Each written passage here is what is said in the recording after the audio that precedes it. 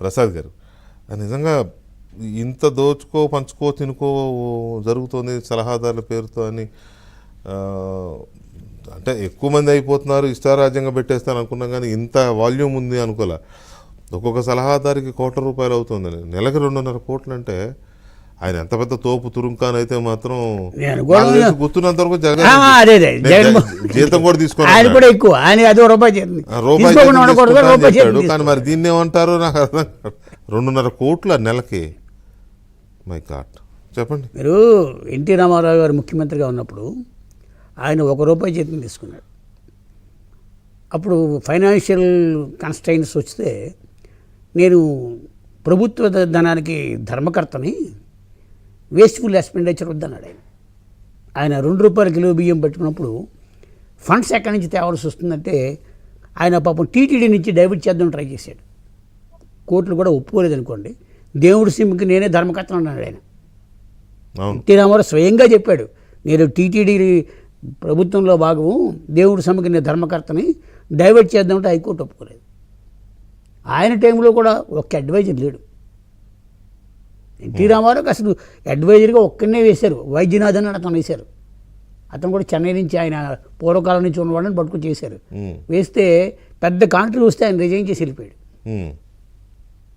ఆయన దగ్గర ఉన్న సెక్రటరీస్ ఎవరు కూడా గోటేటి రామచంద్రరావు కానీ హేమచంద్ర ప్రసాద్ కానీ వీళ్ళందరూ కూడా సెక్రటరీలు డిప్యూటీ సెక్రటరీలు జాయింట్ సెక్రటరీ ర్యాంకులో ఉన్నారు కానీ అడ్వైజర్ రూపంలో లేరు. పబ్లిక్ అడ్వైజర్ ఆఫీస్ అనేది కేవీపీ రామచంద్రరావు గారి దగ్గర స్టార్ట్ అయింది. పబ్లిక్ అఫైర్స్ అనేది ఒకటి పెట్టారు. ఆ రోజుల్లో కూడా వాళ్ళు ఏనాడు కూడా వేస్ట్ఫుల్ ఎక్స్పెండిచర్ ఒప్పుకోలేదు. వాళ్ళకి ఎలిజిబిలిటీ ఉండి క్యాబినెట్ ర్యాంక్ ఇచ్చినా సరే అందులో సగం పోస్టులే వాళ్ళు వాడుకున్నారు. ఇప్పుడు జగన్మోహన్ రెడ్డి ఆయన సాక్షిలో పనిచేసే వాళ్ళందరినీ పట్టుకొని చేసుకున్నాడు. అంటే ఉపాధి పనిచేస్తున్నారు. వాళ్ళు ఉపాధి హామీ పథకం కింద జీతం ఎక్కడ తీసుకుంటున్నారు అక్కడ చేస్తున్నారు. మీరు దగ్గర ఉన్న లిస్టు కేవలం అఫీషియల్గా వేసిన అడ్వైజర్లు అంటే డైరెక్ట్గా అడ్వైజర్ అనే పోస్టే వేసిన వాళ్ళు, జీవో ఇచ్చిన వాళ్ళు. అది కాకుండా మీకు డిపార్ట్మెంటల్ వైజ్ ఉన్నారు. పొలిటికల్ ఇది రిహాబిలిటేషన్. మీరు హైయర్ ఎడ్యుకేషన్లో మన మాజీ ముఖ్యమంత్రి నేదురుమల్లి జనార్దన్ రెడ్డి గారి కొడుకుని ఆయన రామ్కుమార్ రెడ్డిని అడ్వైజర్ హ్యూమన్ రిసోర్సెస్ని వేశారు. ఇది హైయర్ ఎడ్యుకేషన్ డిపార్ట్మెంట్కి. ఆయనకు ప్రోటోకాల్ ఇవ్వలేదని జిల్లా కలెక్టర్ మీద ఆయన యుద్ధం చేశాడు. ఆయనకి సెక్యూరిటీ, ప్రోటోకాలు, పైలట్. మరి ఈ ఎక్స్పెండిచర్ అంతా ఎవరు లెక్కేస్తారు?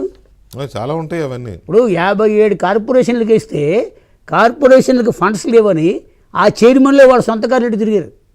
నిజంగా వాళ్ళకు కూడా మీరు నిధులు ఇచ్చుంటే ఎంత ఎక్స్పెండిచర్ పెరిగిపోయేది? అది 1000 కోట్లు దాటిపోయేది. జగన్మోహన్ రెడ్డి గారు తన కంపెనీలకి తన వ్యక్తిగత ఆస్తిని ₹10 చేసుకున్నాడు. ప్రభుత్వ ధనాన్ని స్టేట్ ఎక్స్చెక్కర్. ఇక్కడ ఒక అద్భుతం కూడా కనపడుతుంది. యాంటీ కరప్షన్ బ్యూరో కూడా సలహాదారులు. ఎందుకంటే మీకు పోలీస్ దాని మీద ఒక కమిటీ వేశారు. మీకు గుర్తుందా?